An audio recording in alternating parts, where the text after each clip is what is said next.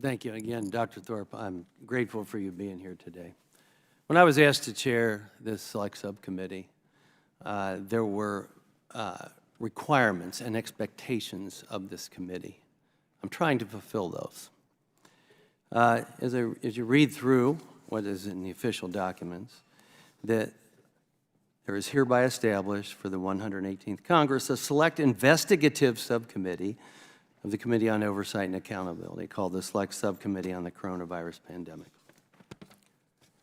The Select Subcommittee is authorized and directed to conduct a full and complete investigation and study, and not later than January 2, 2025, issue a final report to the House of its findings, including the origins of the coronavirus pandemic, including but not limited to the federal government's funding of gain-of-function research, and a government response.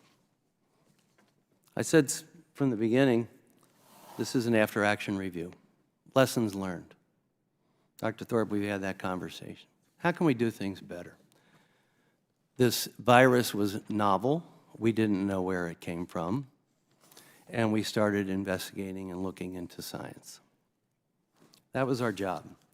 That's what we've been doing here. I don't think I've once mentioned political party since we've been here. It's about finding facts, etc. The purpose of today's hearing was to have a frank discussion to examine the relationship between scientific journals, the government, and peer review. And I want to thank you again, as editor-in-chief of the Science for being here today, as opposed to Nature and Lancet that refused to appear.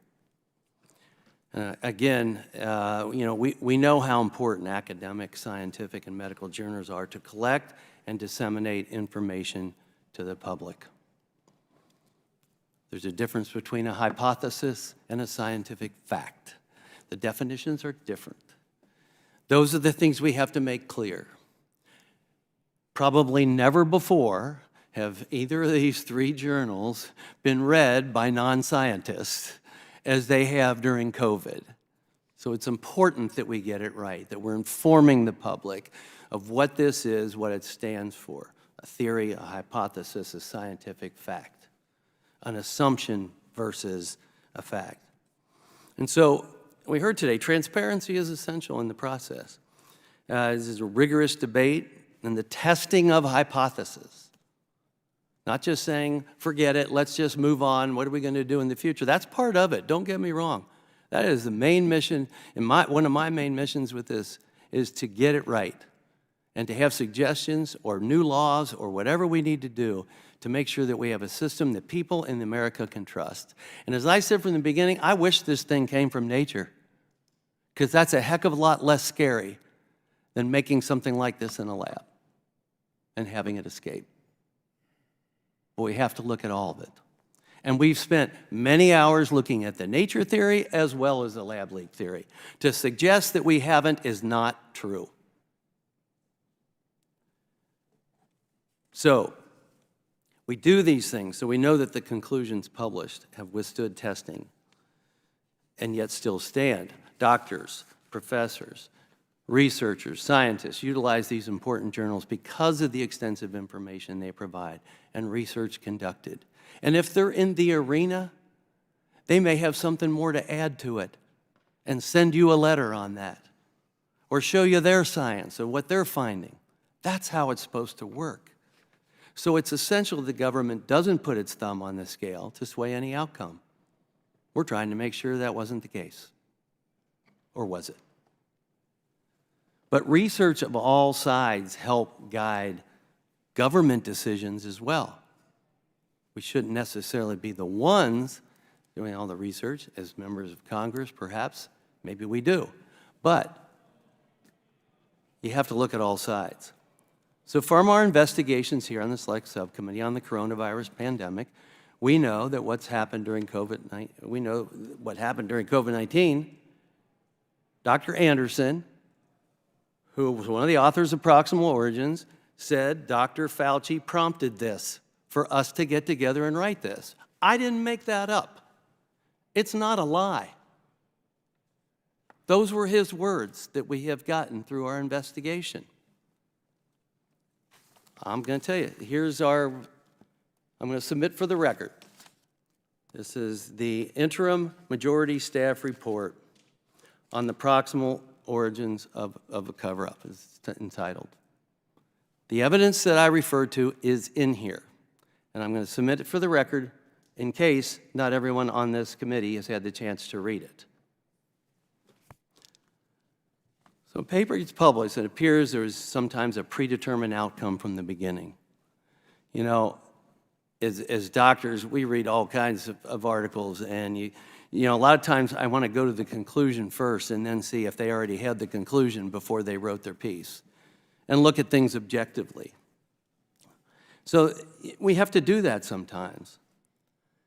So to say that it's hard to say that government officials didn't have any influence, especially on proximal origins, when the record shows that those conversations took place from government officials saying, I'm putting you guys together, I want you to write this piece. Now, just a few days ago, Dr. Dazik of EcoHealth Alliance released some emails that included one from an advisor to Dr. Fauci, Dr. Morenz.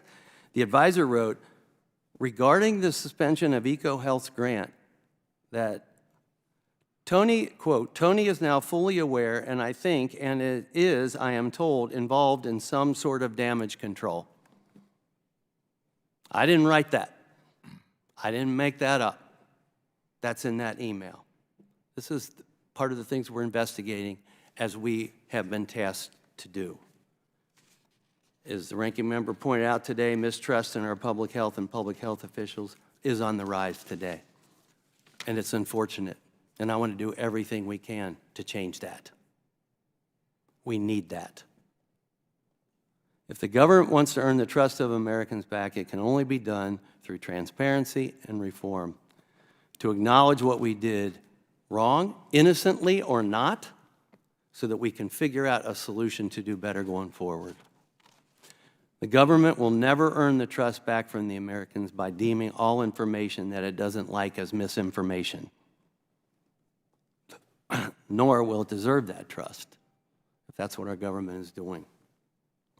Our hearing today was not designed to influence scientific journals. It's just the opposite.